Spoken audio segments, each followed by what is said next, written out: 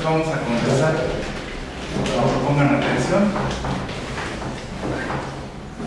Entonces, bueno, el primer día ya presentamos todo lo del curso, forma de evaluación, material, etc. Tuvimos por ahí una situación con respecto de la forma de trabajar. Si vamos a estar presencial o si vamos a ir al internet. Bueno, entonces tenemos un texto. Hemos dicho que en ciencia social lo que hacemos es utilizar el lenguaje como instrumento de trabajo. Así como el médico tiene su estetoscopio, su termómetro, bisturí, un espacio específico para realizar su actividad. Lo mismo en el caso, por ejemplo, del físico, del químico, del biólogo, que trabaja dentro de un laboratorio y utiliza herramientas, utiliza instrumentos, utiliza aparatos, utiliza máquinas. En el caso de las ciencias sociales, lo que nosotros utilizamos, dijimos la clase de ayer, es el lenguaje. Entonces el lenguaje para el científico social va a hacer todo. ¿Sí me expliqué? Entonces por eso en las ciencias sociales se lee bastante. Por lo tanto, vamos a tratar acerca de unas estrategias de comprensión lectora y vamos a ir saliendo parte por parte. ¿Quién me dice que es una estrategia? Hace una mano. Estrategia, sí. Podría ser como para un método para que algo sea más fácil. Muy bien, un aplauso. Una forma de proceder. Y justamente ayer también hicimos ese repaso con respecto del método. ¿Quién me dice cuál es el método de las ciencias sociales? Lo vimos ayer. Lo vimos el lunes. Porque ciencia social y ciencia natural van a tener método. Desde la ciencia social, ¿cómo se llama? ¿Cómo se llama? Método hermenéutico, ¿no? Hermenéutico. Interpretar y ¿No? comprender. Muy bien. Vamos a aclarar porque vamos a utilizar palabras técnicas, lenguaje técnico. El método hermenéutico es la forma de proceder que se utiliza para las ciencias sociales y, como dijo su compañera, intenta interpretar y comprender. No es que vaya una cosa primera y la otra cosa después, son las dos. ¿En qué consiste el método hermenéutico? Interpretar y comprender un fenómeno. Interpretar y comprender un acontecimiento. Interpretar y comprender una situación social. ¿Vamos bien? Entonces, sí, pues una estrategia es una técnica, una forma de realizar una actividad. En este caso, ¿qué actividad vamos a realizar? Comprensión lectora. Comprensión lectora. ¿Vamos bien? La mayoría de las personas, cuando se aproximan o se enfrentan a un texto, pues lo hacen de corrido. Incluso hay personas que ni siquiera leen el título y empiezan por el corpus. ¿Quedó claro? Y nosotros no vamos a hacer eso. Vamos a utilizar, en primer lugar, el escanning. Todo el mundo conoce que es un escáner. Cuando dicen un documento escaneado. Bueno, sobre esa misma metáfora, nosotros vamos a utilizar la primera estrategia que se llama scanning. Y nos sirve. Tomen notas o se van a ir. Los quiero tomando notas. Si no les vuelvo a preguntar y tengo que enseñar otra vez lo mismo que ya dije. Entonces el scanning nos sirve como una preparación, como un calentamiento para poder entrar al texto. ¿Quedó claro? ¿De qué va el scanning? Pongan atención. Vamos a establecer inicio. ¿Ya lo vieron? Está en la parte superior izquierda. Vamos a establecer un final. ¿Ya lo vieron? Está en la parte final a la derecha. Y en el siguiente punto vamos a establecer lo que se llama corpus. Observen al inicio del texto, coloqué la letra alfa del alfabeto griego, alfa minúscula, y en la parte final coloqué omega mayúscula para señalar la parte final. ¿Hasta ahí tienen alguna duda, pregunta o comentario? ¿Vamos bien? Pues por ejemplo, estas técnicas yo las saqué de las técnicas de comprensión lectoral de textos en inglés, por eso no se le cambió el nombre. También en ciencias sociales y también en humanidades toca utilizar los términos precisos sin traducir. ¿Quedó claro? Porque muchas veces al momento de la traducción se pierden elementos o se agregan elementos. ¿Quedó claro? Hay una frase de los italianos que dice traduttore, traditore, que toda traducción de un idioma a otro implica también una traición. Hay cosas que se pierden. ¿Quedó claro? ¿Dudas? Bueno, entonces, identifiquen por el inicio, marcan ahí el inicio, le pueden poner la alfa, o le pueden poner la omega, o pueden utilizar cualquier otro símbolo que ustedes gusten, siempre y cuando quede ahí bien especificado cuál es el inicio del texto. ¿Cómo quieren? ¿Dudas? Y entonces ya tenemos la parte final. Nos falta el corpus. Pero, justamente también lo que vamos a hacer en el caso del inicio y lo mismo en el caso del final es lo siguiente. Le vamos a poner nombre, vamos a describir y vamos a explicar. Pongan atención. Entonces me falta nombrar, describir y explicar este elemento.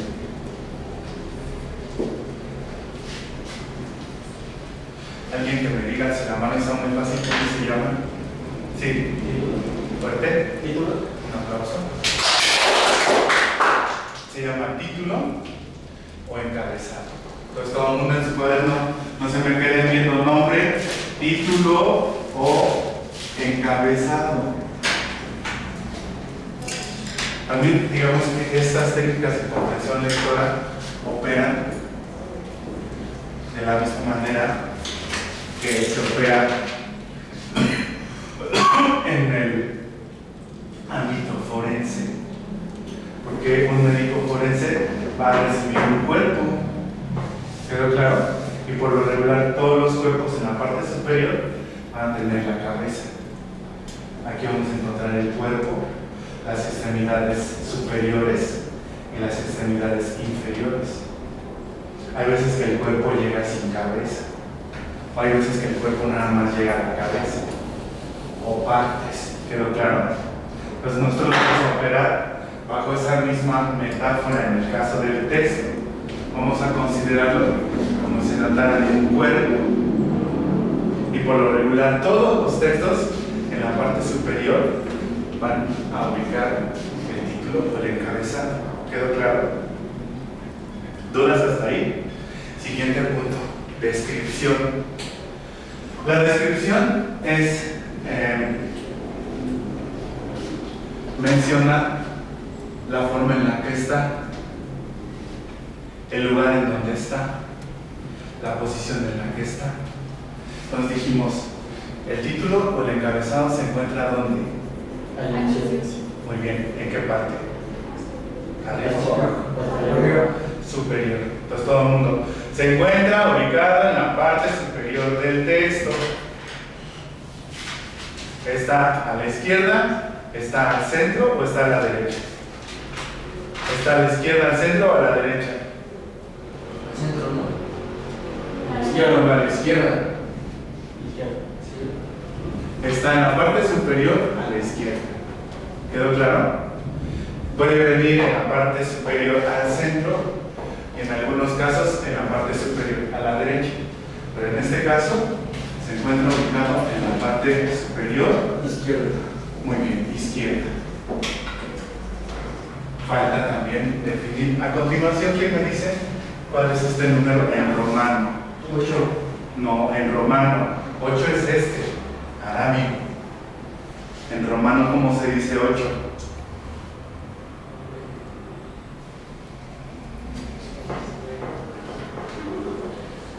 Hay un nombre que es, no sé si muy común, pero los octavios. Octavio, ¿no? Los octavios se llaman 8. Octavo. Para que no se escuche octavo, octavio.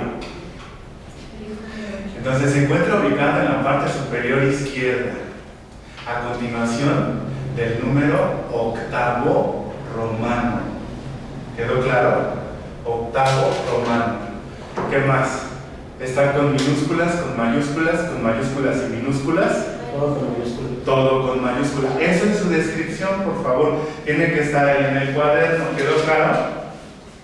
Por escrito, por favor. Finalmente,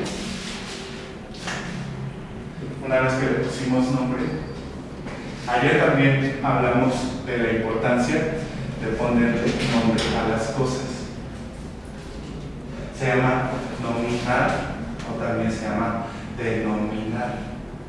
¿Quedó claro? No podemos conocer algo si no sabemos de qué se trata, si no lo hemos podido identificar. Justamente el nombre sirve para identificar las cosas. ¿Quedó claro? ¿Cómo identifico esto? Pues porque se llama pizarrón. ¿Vamos bien? ¿Cómo sé que esto es lo que sea? Porque tiene un nombre. ¿Ves? ¿Vamos bien? Ya describimos. Falta la explicación. ¿Quién me dice cuál es la función del título o del encabezado de un texto? Sí. Danos idea de qué trata el texto. Una persona. Entonces todo el mundo sirve para saber de lo que se va a tratar el texto. Volvemos a lo mismo.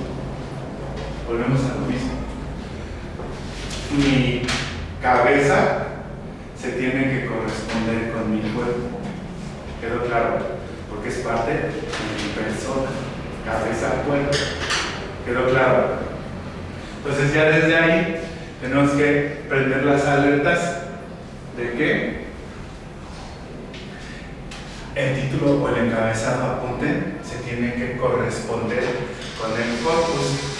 Ahora, me faltó señalar el corpus. Corpus, observen, no cuenta el título o el encabezado porque ya lo nombramos, ya lo separamos. La siguiente parte comienza a partir del número 1 hasta el 15. Corpus, pongan atención, renglón 1 a 15. ¿Por qué? Porque nos falta trabajar la parte final. ¿Qué vamos a hacer con el final? Lo mismo que hicimos con el inicio: nombrar, describir y explicar. Ahora pongan atención en el renglón que decimos esto. ¿Voy bien o voy muy rápido? Ustedes me dicen. Entonces pongan atención. Renglón 16. Observen el renglón 16. ¿Quién me dice cómo se llama? ¿Fuerte? Ficha bibliográfica. La última parte es correcta y la primera no. Yo no sé por qué les han enseñado esa parte a ustedes, porque ustedes ya no tienen la experiencia de la biblioteca como antes. Antes en las bibliotecas había muebles que se llamaban ficheros y estaban organizados en orden alfabético de la A a la Z. Entonces, Este es Heiner. Tendremos que buscarle H. Entonces llegábamos a H, sacábamos el fichero que era un cajón largote y empezamos a buscar H. Y va a estar casi al principio de la H. ¿Vamos bien? Pero eso ya desapareció. Entonces, en vez de ficha bibliográfica, esto se va a llamar referencia bibliográfica. ¿A qué voy? Que yo puedo, por ejemplo, construir una ficha bibliográfica para este texto. ¿Quedó claro? Voy a empezar con, en este caso son dos autores. Tendría que ponerlos acá. A continuación, ver el año de publicación entre paréntesis. A continuación, el título de la obra, seguido de una coma. A continuación, Fondo de Cultura Económica, que es la editorial, país y página. ¿Quedó claro? Entonces es la referencia bibliográfica. Referencia, o sea, te manda al texto, pero no es el texto. Es equiparable con el texto, pero no es el texto. No sé si me estoy explicando. Entonces no se va a llamar ficha, se va a llamar referencia bibliográfica. ¿Vamos bien? Y esta organización autora, año, entre paréntesis, título, editorial, país, página, es algo que se conoce como un formato APA. Es el formato APA, por sus siglas en inglés, American Psychology Association. Y ahí tenemos que hablar de una cuestión entre política y económica, porque resulta que la lengua de la investigación científica, ¿cuál es? ¿Cuál es el idioma? Inglés. Sí. ¿Por qué? La más usada. ¿Cómo? La más usada. Sí. Sí. O sea, los gringos imponen su ley en todo. Y la investigación no es la excepción. Antes, en la época medieval, se llamaba lingua franca. La lingua franca era el latín. Entonces, todas las personas que hacían investigación o escribían o estudiaban lo hacían en latín. Era el idioma del imperio. Estados Unidos es el imperio. ¿Quedó claro? Y por ejemplo, si ustedes investigan cualquier cosa en español, tenemos un rezago. ¿Qué quiere decir rezago? Un atraso. En español tenemos un atraso de entre 5 o más años. O sea, tú investigas sobre qué te gusta. Emparejamiento. ¿Quién se casa con quién y por qué? Si buscas en investigaciones en castellano, vas a encontrar investigaciones de hace 5 o hace más años. En cambio, si te metes a, por ejemplo, una plataforma que se llama ResearchGate, el portal de la investigación, vas a encontrar investigaciones de este año. ¿Pero en qué idioma? En inglés. Y a los investigadores también en lengua castellana, para publicar un artículo, se les pide un resumen en inglés o una traducción completa. Porque si lo haces solamente en español, se va a quedar aquí. Pero si lo haces en inglés, ya entra al mundo globalizado de la investigación. No sé si a lo mejor en este siglo China sustituya a Estados Unidos. Eso ya está pasando a nivel económico, pero al final también el idioma de los business internacionales es el inglés. ¿Quedó claro? Sí. Si necesitan salir al sanitario o a ver por teléfono, lo que sea, entran y salen con completa libertad, no tienen que pedir permiso. ¿Vamos bien? Hay otro tipo de formatos, está la forma Oxford, la forma Chicago, la forma latina, y simplemente varía el orden de los elementos. Lo importante es que ninguno cambie. El formato APA es el formato que piden todas las universidades del mundo. Eso fue también como para establecer un consenso general. No sé si hasta ahí tienen dudas. Entonces, al inicio, vamos a ponerle nombre, vamos a describir y vamos a explicar. Al final, lo mismo, nombrar, escribir y explicar. Identificar el corpus. Entonces ya, por eso dije que el scanning es una técnica de preparación. Una vez que ya concluimos el scanning, podemos pasar a la siguiente que se llama skimming. ¿Qué vamos a hacer en el skimming? Pongan atención. Vamos a ubicar palabras clave, palabras desconocidas e ideas principales. En inglés sería clue words, palabras clave. Serían palabras desconocidas y serían ideas principales, main ideas. ¿Cómo identifico una palabra clave? Muy fácil, porque se repite. Y casi a fuerzas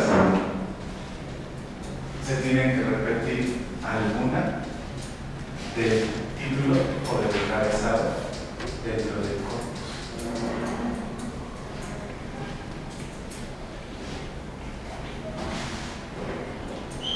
Las palabras desconocidas, porque o no estoy seguro completamente, porque puede ser que esté más o menos seguro, ¿no? Pero si estoy más o menos seguro ya es desconocido. ¿Quedó claro? Y aquí vamos a utilizar unas cuestiones que aprendimos en la secundaria, según. Vamos a trabajar sinónimos y vamos a trabajar antónimos. ¿Quién me dice que es un sinónimo? Sí. Palabras que significan lo mismo. Muy bien, un aplauso. Y allá atrás, antónimo. No me acuerdo, me acuerdo de palabras con un significado opuesto. Un aplauso. ¿Vamos bien? Por ejemplo, sinónimo de culpable, responsable. Sinónimo de culpable, imputado. Antónimo de culpable, inocente. No responsable, no culpable. ¿Vamos bien? ¿Dudas? Y las ideas principales van a tener una estructura. La estructura general van a ser frases completas, oraciones completas. Por lo tanto, van a tener sujeto, verbo y predicado. De acuerdo con estas dos técnicas de comprensión de lectura de textos en inglés, se supone que el elemento más importante de la oración es el verbo. Puedo desconocer todos los demás, pero si identifico el verbo manda en la oración. Entonces, al momento de que identifico el verbo, ya puedo inferir el sentido de la oración, sin estar traduciendo palabra por palabra. Pero bueno, también para qué se enumera el texto, pongan atención, porque vamos a tener renglón primero, renglón segundo, renglón tercero, en este caso hasta el renglón 15. Y vamos a tener palabras en el renglón sexto, por ejemplo, al inicio, al intermedio y al final. Entonces, que estén enumerados los renglones nos ayuda para poder desplazarnos dentro del texto con mayor precisión, con mayor facilidad. ¿Vamos bien? Bueno. La tercera cosa que yo les pido es un glosario. ¿De dónde voy a sacar el glosario? De las palabras desconocidas. ¿Quedó claro? Y finalmente, una opinión personal o resumen. ¿Vamos bien? ¿Dudas? Lo interesante de estas técnicas de comprensión lectora es que las puedes utilizar prácticamente en todo, en cualquier tipo de texto. ¿Vamos bien? ¿Hasta hay dudas, preguntas? ¿No? Bueno, pues vamos a comenzar la lectura. ¿Me recuerdas su nombre?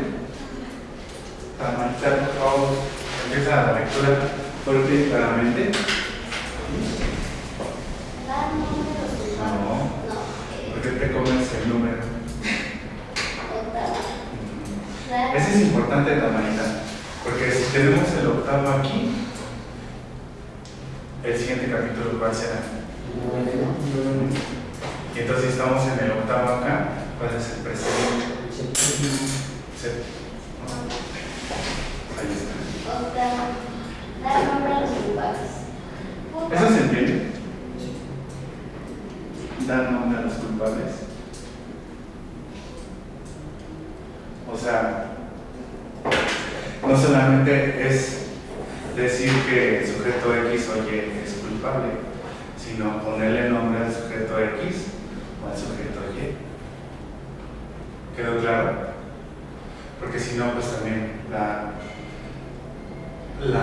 el señalamiento pues no es tan consistente. O sea, yo no puedo decir, es que me asaltaron. O sea, sí lo puedo decir, ¿no? Pero necesito más elementos para que la denuncia. Ajá, sí, exactamente, para que la investigación, para que la denuncia prospere, para que el culpable no quede impune. Se investigue, se esclarezcan los hechos, se castiga al culpable y se repare el daño. ¿Vamos bien? Entonces por eso se piden más elementos. Otra vez. Dar nombre a los culpables. Pocos temas en torno de las comisiones de la verdad han sido suscitado tanta polémica como la cuestión de si estos organismos deben hacer públicos los nombres de los individuos que resultan responsables de crímenes contra derechos humanos. Hasta ahí. Por ejemplo.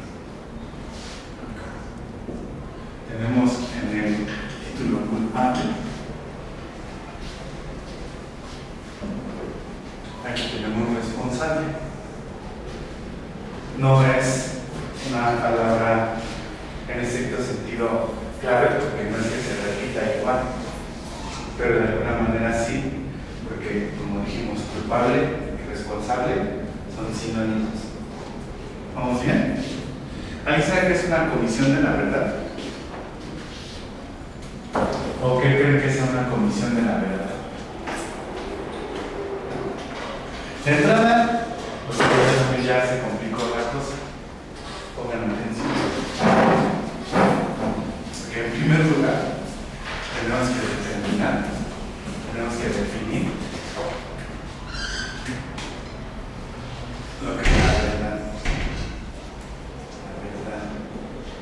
Para los griegos, era la aletheia. ¿Qué era la aletheia? La vigilia. El despertar.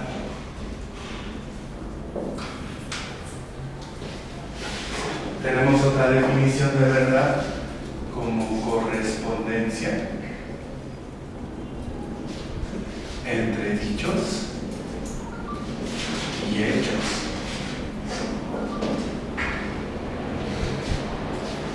Por ejemplo, si yo digo the snow is white.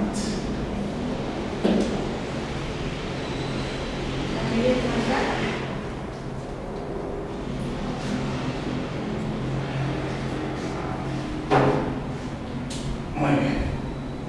Entonces, vamos a trabajar con ese ejemplo. Si se dan cuenta, el español, el alemán, el francés, el inglés, la lengua moderna que ustedes quieran, tiene la misma estructura. Sujeto, verbo, predicado. Entonces vamos a determinar los siguientes elementos. Número 1, estructura. Sujeto más verbo más complemento. Número 2, se afirma o niega. Número 3, si es verdadera o falsa. Y número 4, si se inserta en una ciencia.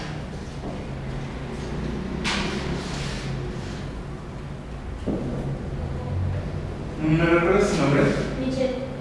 Michelle. Venga, Michelle. De acuerdo con esta oración, ¿me puedes decir cuál es el sujeto? Javier. Muy bien. Tenemos sujeto. El verbo, Michelle. Es. Muy bien. Verbo. ¿Y el predicado? Perfecto. Un aplauso. Entonces ya tenemos esto. Falta determinar si esto afirma o esto niega. ¿Afirma o niega, Michelle? Afirma. Un aplauso. No pueden ser las 12. O una oración es afirmativa o es negativa. No puede ser afirmativa y negativa porque eso es una contradicción. Pues aquí, una de las dos, afirma o niega. En este caso, afirma. Siguiente punto. Viene ahora lo interesante, porque a nosotros nos preocupa. ¿Será verdadero o falso? Verdadero. ¿Por qué? Porque dice blanco. Muy bien. Pero, pongan atención, aquí esto sí es como dogmático. O sea, dogmático repetitivo. Una oración va a ser verdadera si y solo si hay correspondencia entre lo que dice y el hecho. Por eso decimos que esta oración es verdadera, porque lo que dice encaja con el hecho. ¿Sí me expliqué? Es lo que hace el investigador, eso es lo que hace el científico, determina si las proposiciones son verdaderas. ¿En cuanto a qué? En cuanto a ese match, a esa correspondencia entre lo que se dice y las cosas. ¿Quedó claro? Por eso también parte del ejercicio que llaman veritativo es el ejercicio de ir al mundo. Ir al mundo. No te quedes con los dichos. Tienes que ir al mundo para contrastar eso que se dice con lo que es. ¿Vamos bien? Y finalmente, pues determinamos si esa oración se puede insertar en una ciencia. ¿Se puede insertar o no? ¿En cuál? La química. Muy bien. ¿En qué otra? Química. En la biología. ¿En qué ciencia? Hay una que estudia los colores. Se llama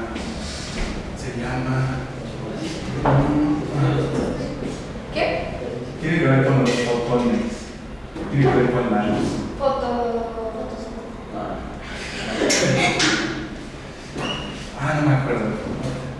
Pero hay una ciencia que se ocupa de los colores.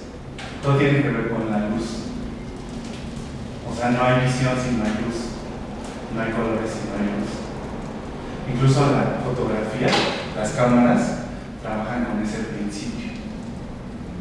Si hay más luz, el diafragma se expande, creo. Y si es más oscuro, se contrae. Bueno, química, física, biología. Óptica, se llama. Óptica. ¿Vamos bien? O sea, porque la óptica te va a decir por qué percibes blanco. Nunca hicieron un ejercicio, no me acuerdo en qué asignatura, pero hacías un círculo, lo recortabas, luego lo dividías en pedazos y los dos pedazos le coloreabas de todos los colores. Cuando empezabas a mover el disco, ¿qué color aparecía? Blanco. Blanco. O sea que el blanco es la mezcla de todos los colores.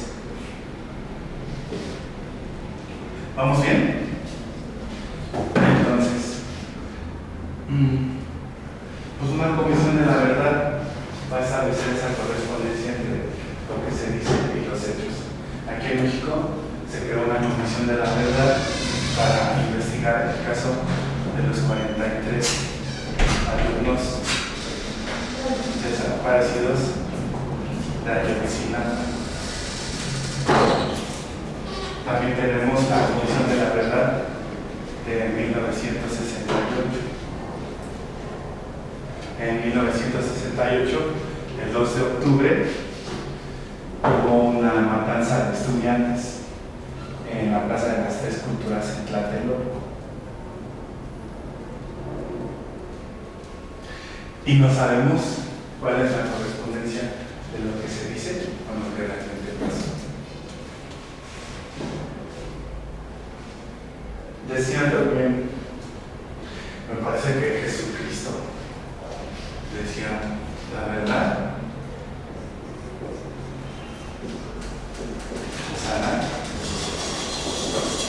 libres.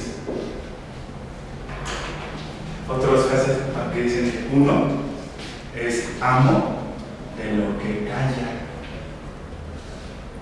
pero esclavo de lo que dice. ¿Dudas? ¿Preguntas? Bueno, aquí están hablando justamente de esas comisiones de la verdad para determinar la correspondencia con los hechos. Muy bien, regresamos entonces. Crímenes contra derechos humanos. ¿Alguien sabe qué son los derechos humanos? Todo el mundo bien. Por el hecho de que De nacer, de nacer vivir. claro. Un aplauso. Pero vamos entonces a los antecedentes. Hay una polémica. Por eso les decía también la cuestión de la diferencia entre ciencia social y ciencia natural. Porque las ciencias naturales son generalizables y son exactas, pero las ciencias sociales no, hay debate. Y por ejemplo, la cuestión de los derechos humanos se presta a ese conflicto de interpretaciones, porque por ejemplo hay quien va a decir que los derechos humanos nacieron en Estados Unidos de América en 1776. ¿Tienen datos? Busquen la Constitución Política de los Estados Unidos de América. Nada más quiero que pongan atención en la primera frase, que es muy bonita. La primera línea de la Declaración de Independencia de los Estados Unidos dice: We the people. We the people. Así dice: We the people. Nosotros, la gente. ¿Declaración de qué? Declaración de Independencia de los Estados Unidos de América. La primera parte dice: We the people. ¿Ya lo encontraron? nosotros, la gente. Antes de 1776, lo que tenemos es el antiguo régimen. ¿Ya lo encontraron? Feudal. Antes de la Declaración de Independencia en Estados Unidos, lo que prevalece en el mundo se llama antiguo régimen feudal. ¿Quién dice que es el feudalismo?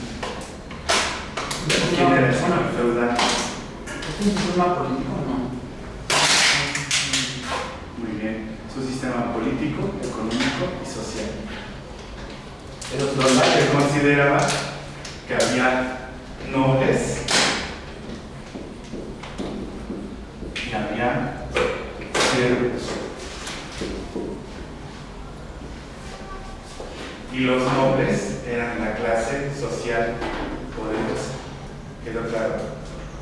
Y eran considerados que ¿feudales? eran considerados seres humanos iguales. No, superiores. ¿Por qué? Porque el esclavo. Porque Tenían las tierras. Porque eran considerados dioses. Eran considerados nobles porque la gente pensaba que eran representantes de Dios en la tierra. Por eso la costumbre en Europa para coronar a una reina o a un rey, el papa era el que le colocaba la corona. El primero que se revela es Napoleón Bonaparte. Va el papa y le va a poner la corona. Y el Napoleón la arrebata y se la pone él. Porque el hecho de que el papa te pusiera la corona daba la imagen de que el poder político estaba de la mano con el poder religioso. ¿Sí me expliqué? El poder religioso le otorgaba el trono al rey o a la reina. El Napoleón es el primero que lo arrebata y se lo pone. Y le dice al papa: te voy a excomulgar, cabrón, porque no te dejas poner la corona.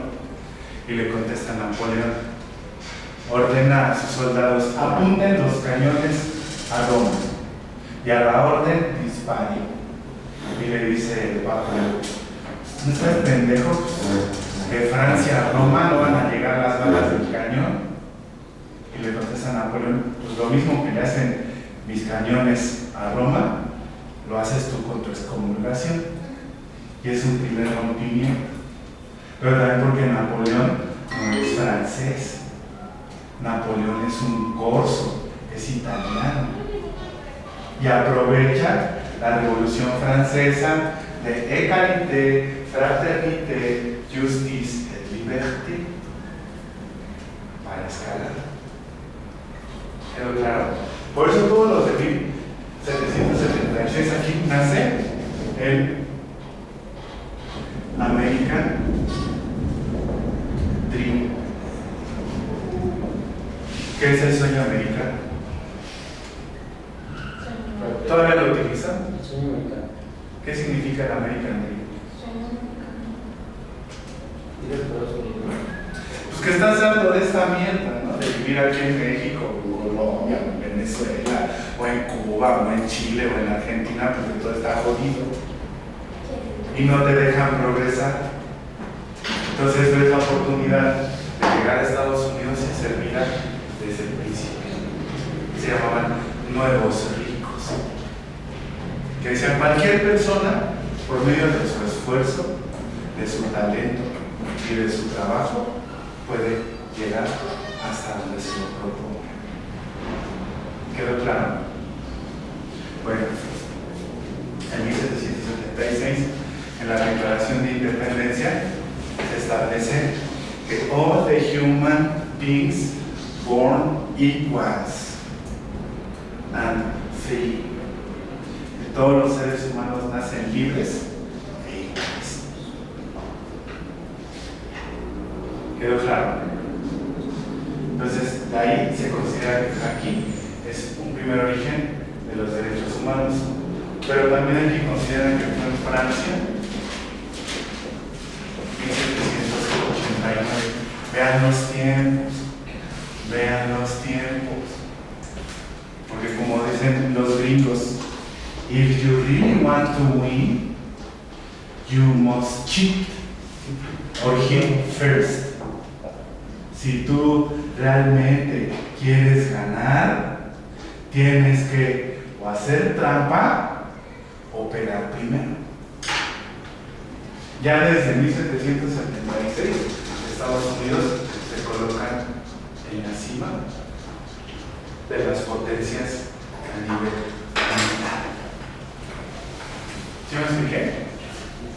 Nosotros, como siempre, llegamos tarde.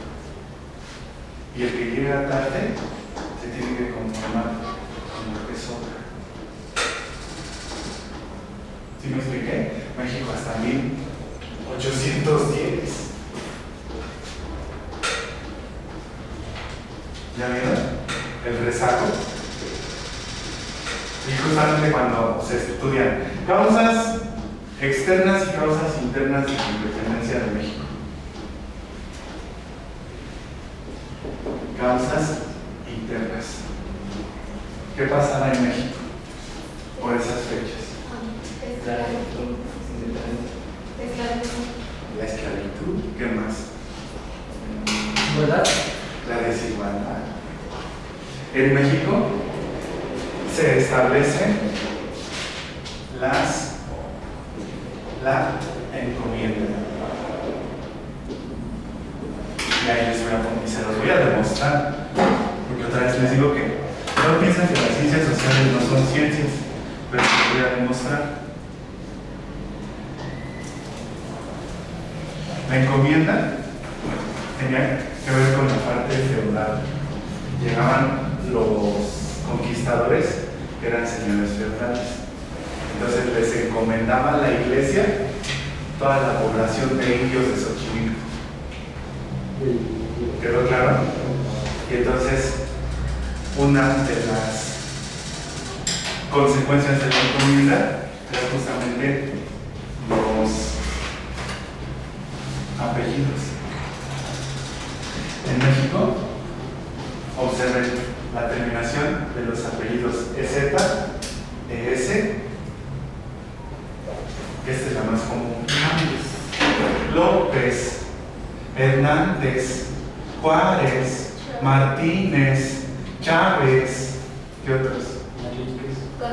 González, Pérez, Méndez. ¿Quedó claro? Y si no, también con S. Ahí quedó la huella. Poquitas personas, contadas, son las que mantienen sus apellidos originales. Por ejemplo, Esteban Hernández, ¿va a aplicar? Hernández. Por ejemplo, también de García, ¿no? Hay un chingo de García, creo que aquí todos son García. López, Adriana, Hernández Itzel, Hernández Tamara, Rojas. Yo soy Rosas. ¿Se ve? Bueno.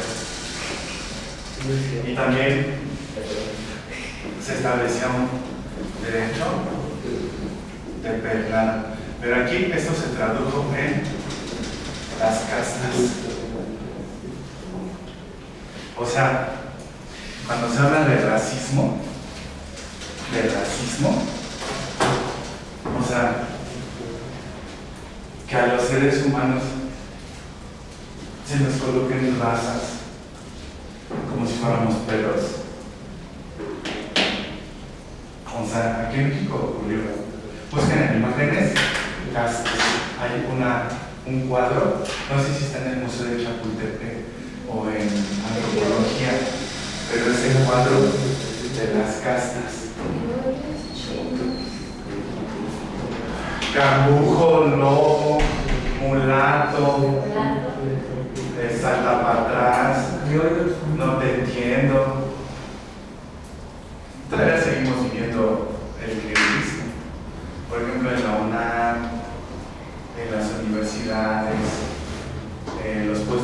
entiendo, siguen siendo los criollos. Siguen siendo, o sea, criollo, fíjate, también criollo es despectivo.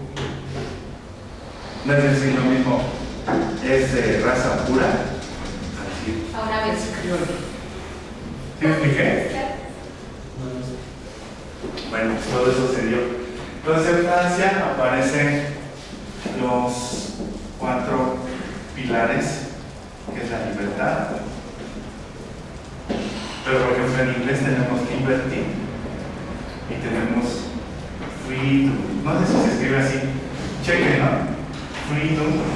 No sé si con doble E y con doble O. Freeze está bien, ¿no? Freedom. Doble E. Pero el último no sé si está bien. ¿Con uno solo? Freedom Ajá. con dos, ¿no? Revise, ¿no? Una sola. Freedom. Muy bien. O sea, en inglés tienes 2 palabras para la misma, ¿eh? Freedom, ¿no? Entonces con doble O. Sí. Freedom. Ya está. Bueno, pongan atención. El primero es un concepto económico.